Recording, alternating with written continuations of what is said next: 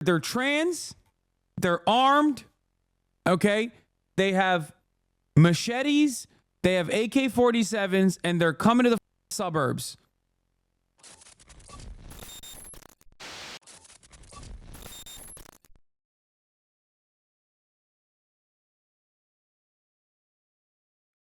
Why run a campaign? I mean, why do anything? Why do anything? These people are all just like hallucinating something you haven't done anyway. Like, what is the expectation that the Democrats like also say like we have to kill trans people? Like, is that what it is? Because they didn't say a single damn thing about trans people the entire time. They didn't even have a trans speaker at the DNC.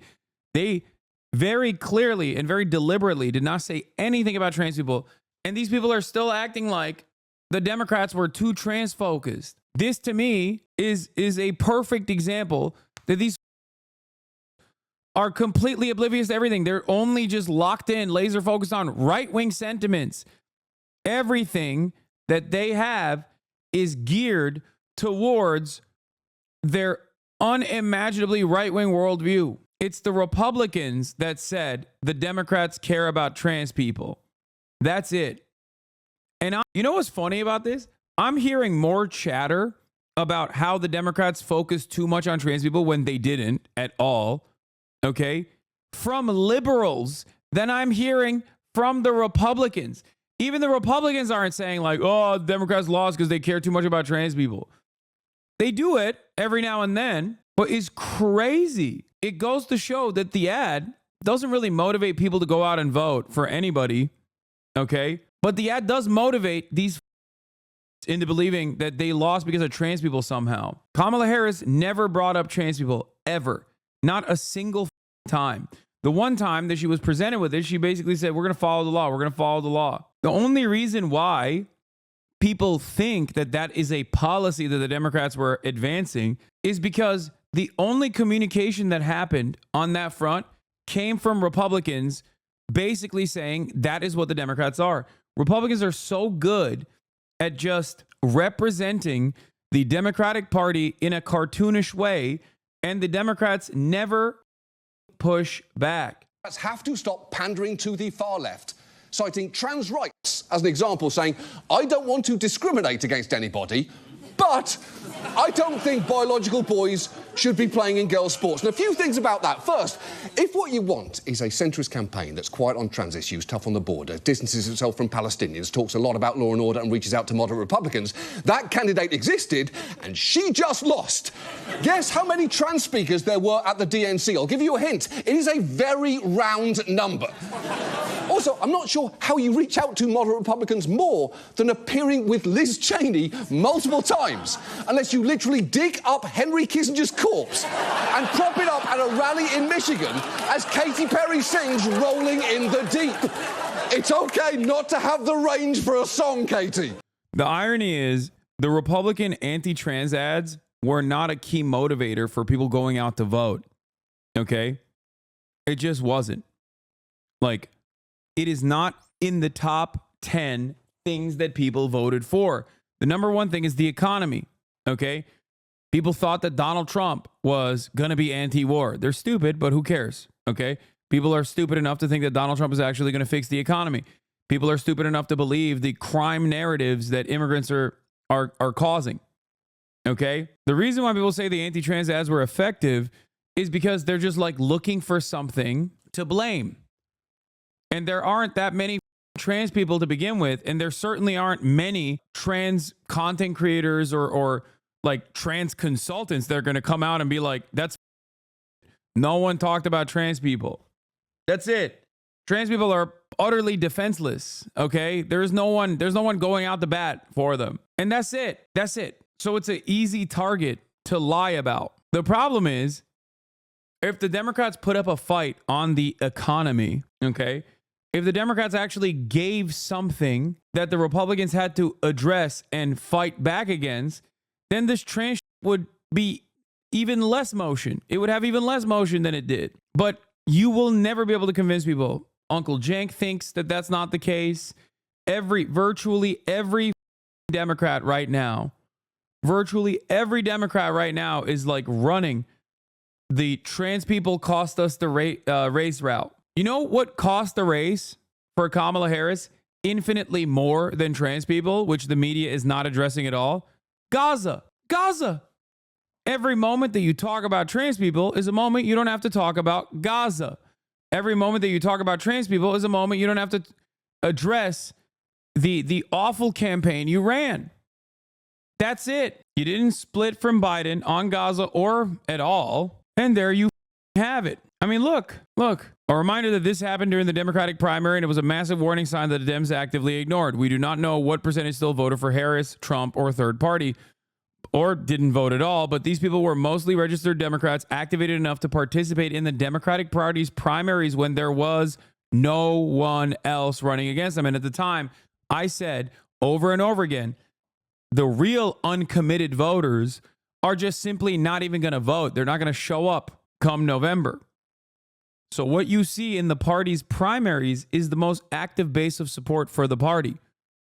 So what you see in the primaries is going to be 5x in the general. Primary election uncommitted vote. Michigan, 101,000 votes. General election, number of votes Harris lost by, 71,700. Wisconsin, primary election uncommitted vote. Voters who withheld vote due to Gaza genocide, 47,800. General election, number of votes Harris lost by, 33,000. Pennsylvania, primary election uncommitted number, 120,000. General election number of voters Harris lost by, 134,000. And once again, I remind you that it's not going to be a perfect number. It's actually significantly more people who then didn't go out and vote. The real uncommitted people simply just don't vote. These are people who are uncommitted that are so firmly invested in the Democratic Party that they're participating in the primary process. North Carolina, 88,900 votes. Kamala Harris lost North Carolina by 191,933 votes. You have to understand, no, it's not. She would have still lost PA. Dude, you're missing the point. Every single uncommitted voter wasn't going to vote for Kamala Harris anyway, okay?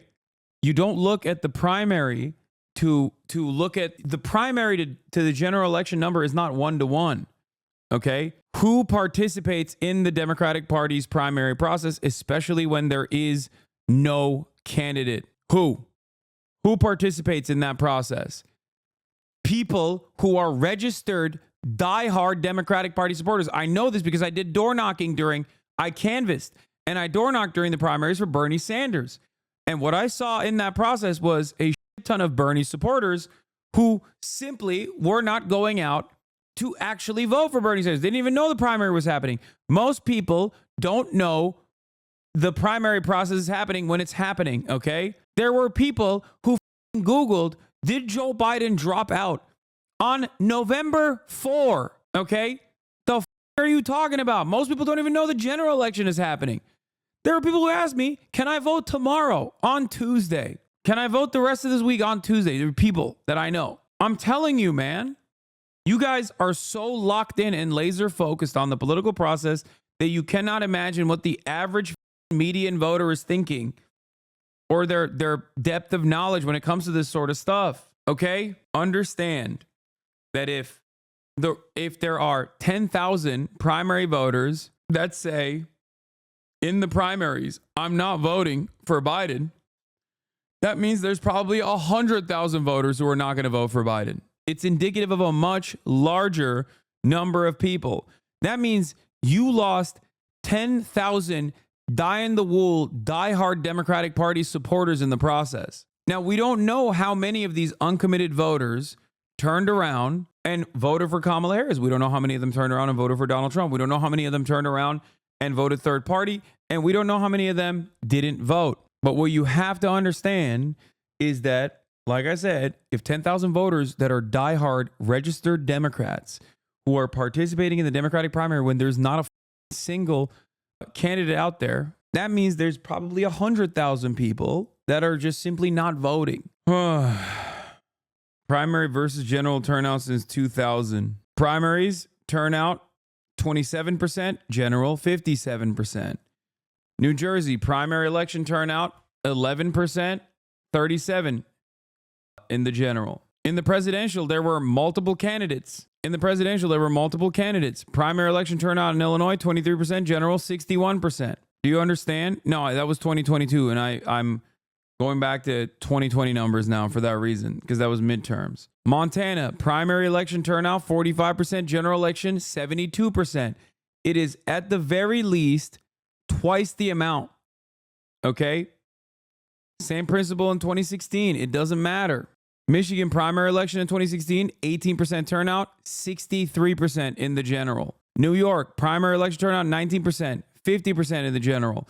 New Jersey primary, 20%, 57% in the general. Do you understand? Show turnout rates for 2020. I did. Even in states that do matter, okay? Even in states that do matter, it is at least double those numbers, okay? People don't vote in the primaries. So if there's 10,000 people who didn't vote in the primaries that are uncommitted, there's probably fucking 20,000 people that are not voting in the general. It's that simple. Okay? Oh, that's not double, Hasan. In certain places it's double. In certain places it's 10x. It doesn't matter, especially how the primary process works. By a certain point, it's already packed up. So that lowers turnout for the primary process even further. Okay? My point is, there is never a moment where more people vote in the primary and then less people vote in the general. That's not a thing that happens. Okay? I love that Neek's skit is back and immediately pisses me off. Would Harris really have won with Gaza? Because Trump seems to have won by a lot. Oh my God. Look at these numbers, dude. Look at these numbers. And this is not the only number to look at. I think at this point, if you're refusing to reckon with the number of people that either didn't vote for Kamala Harris, stayed at home, or voted for Donald Trump, or voted for Jill Stein or whatever third party due to Gaza in key states that Kamala had to win, you are purposely deluding yourself. There was 1 million different polls that were conducted on this issue. Okay? Even by pure primary numbers, the uncommitted voters in Michigan would have captured Kamala Harris the W. That's it. No, it's not just 2 states, chatters. Oh my God. You're looking at raw numbers. Not every single person that voted uncommitted in the primary didn't vote for Kamala Harris. That's not what I'm saying at all. Why is this so hard for people to understand? Ugh. Progressives in the huge Muslim community in Michigan thought Harris was too pro-Israel, so they refused to vote for her. Now that Trump won, Israel's preparing to annex the West Bank. Biting off your nose to spite your face is a thing. Yeah, this guy's such a piece of shit. Because, guess what? He didn't give a about Gaza to begin with. Clearly. Like, why are you acting like you gave a Senior allies of Harris pushed the campaign in the DNC to have a Palestinian speaker on stage at the August convention, trying to further the goodwill Harris had earned from the Arab and Muslim communities furious over Gaza, but they were denied. Going over the script ahead of time, Harris said, "We missed our fundraising deadline." Then she stopped and told aides, "We can't lie to people by saying they missed their fundraising goals," according to 4 people with knowledge of the conversation. One junior level aide later had to tell Harris's campaign chief of staff the truth. The campaign had missed its fundraising goals. There had been rumblings about the financial situation since September, said one Democrat. Another said the campaign had missed its fundraising goal in September after money slowed in August, and the boon from the convention wasn't as high as the campaign expected. How wrong could everyone have gotten this when I just saw it with my own 2 damn eyes? And in spite of all signs pointing to momentum shifting, the early gains made by the campaign in terms of fundraising, when they responded to public pressure. I said this at the last night of the Democratic National Convention. I said, these guys are delusional. But hey, don't listen to me. What the do I know? I said it. Bro, the left is just a bunch of crazies now. The majority is tired of it. I know, dude. Leftist figures like Liz Cheney and Kamala Harris need to be excised from the party. You're right. These loony bin lefties like Liz Cheney, all the Clinton administration, and all the Obama administration consultants need to be cut out. You're so right, brother. We need real Americans out here. We need real Americans who care about American citizens. We need real Americans who are going to sit back and say, enough is enough. No more wars. Why are we spending billions of dollars on overseas operations to advance the interests of corporate profits to advance the interests of the goddamn defense industry so that a bunch of Raytheon executives can turn profit, okay? When we got 650,000 homeless people in this country right now that are sleeping outside, why the are we letting these goddamn loony leftists like Liz Cheney with their permanent war attitude, these loony leftists like Kamala Harris with their permanent war perspectives, run the goddamn country? I especially hate the likes of avowed loony leftists, radical Marxist Richie Torres, going to Michigan to be like, no, you don't understand. The most leftist position you can get is permanently funding Israel's genocide in Gaza. Or Bill Clinton being like, yeah, no, you don't understand. Like, the Bible says Israel belongs to Israel, and therefore all the Palestinians there have to be killed. These loony leftists must go. Okay? That's right.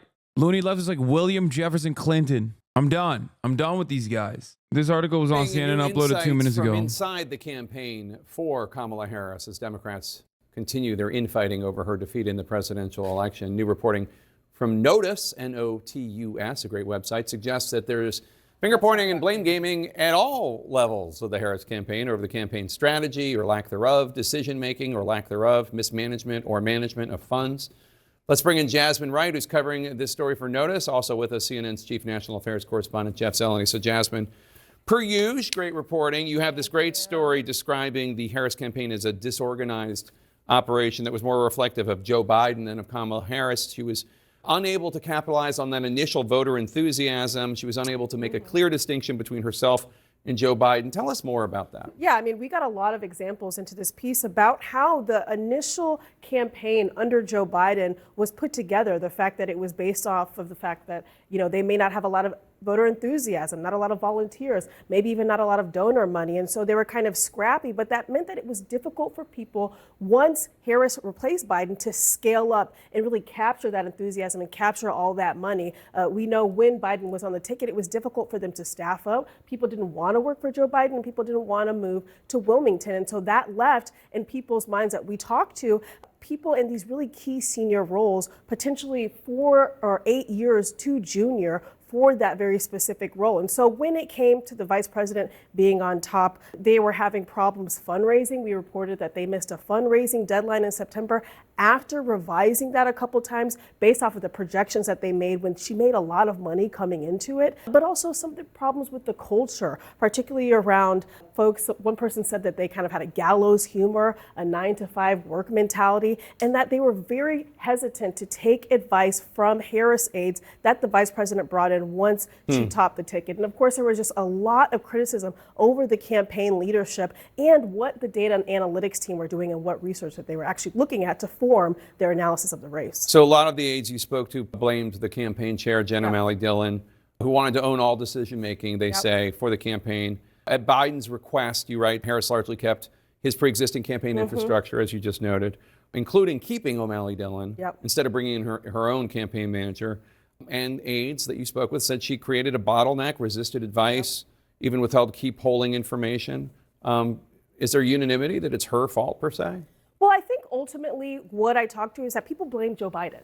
They blame Joe Biden for staying on the ticket too long. They blame Joe Biden in his initial campaign for being unable to recognize just how deeply upset Americans were about the economy, about immigration, and about some of these other larger issues. But they say that these issues under the hood at the campaign, right, it's kind of like death by 1,000 cuts. They may have not lost the race for them, but they certainly did not help. And they feel very, very seriously that it did not put the vice president in the best position to win when she changed over in July. Certainly not. You only have 107 days to run for president. Jeff, former House Speaker Nancy Pelosi certainly sounds like she is blaming a lot of this on Joe Biden for not getting out of the race back in 2022, 2023, when he could have allowed a thriving Democratic process, a strong primary and caucus process, somebody who could separate themselves from Joe Biden. Look, this was always going to be difficult given the inflation headwind. No, people say only 107 days, but like Donald Trump literally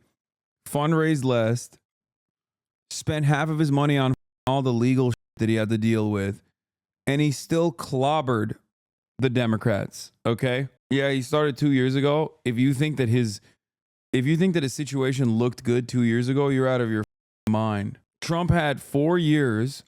He started 2 years ago, but he didn't actually gain momentum until like the last 100 days as well. I mean, before then he was clapping because Biden was but I see MSM being a huge reason why so many Americans have been disgusted with the left. But many people agree with Speaker Pelosi. If you look back to the midterms of 2022, that is something that emboldened President Biden, that he thought the message from the midterms, where Democrats did not get blown out, that they thought that that was a sign that there was some sort of need or market for him. So that was one thing. That, there's no question the timing and his decisions really affected everything. Also, an over-reliance on abortion rights. That was also a lesson mislearned. A variety of people we've talked. No one will look at this. Literally, no one will look at this. They don't believe this at all. Everyone in the media is like, no, you don't understand. You don't understand. No one. And I mean no one. No one gives a shit. No one cares about the truth. Everyone is just simply apologize for what? Apologize for what? You guys realize I know what this study is, right? I read it when it first came out, that the anti-trans panic ads were ineffective, according to polling from Data for Progress. That it doesn't matter. That people are like, yeah, I don't really give a shit about this stuff. I now fully agree with what you were saying about the GOP's anti-trans ad strategy. The $140 million wasn't to motivate people to vote, but to make the Democrat establishment agree with their position in the first place, an investment into the future of controlled opposition. Yes, because Democrats are so primed by whatever the conservatives say about them, it does not matter. Like, Republicans tomorrow could be like, Democrats want to kill every firstborn male child in this country, okay? And run $100 million worth of ads saying that. And the Democrats would turn around and be like, you know, we lost because we wanted to kill every firstborn male child in the country. And we really got to take a cold, hard look at ourselves. It's like, what are you saying? No one said that. Like, why? What do you mean? No one gives a shit about it. No one said it. Why are you being gaslit by the dumbest people on the planet? It's so stupid. Just catching up on this pro-Israel rally at DC's baseball stadium that undershot expected attendance by 90%, 95%, and oh man. So the marketing and press emails promised a smaller but still substantial number. One predicted nearly 40,000. Another said 30,000. But as the rally began in the afternoon, it became clear that the bar had been set far too high. In the end, perhaps 2,000 people showed up. Where are all the Jews out there anyway? The MC, actor, and comedian Tiffany Haddish said in the middle of the event as rain drizzled on empty seats on a chilly day.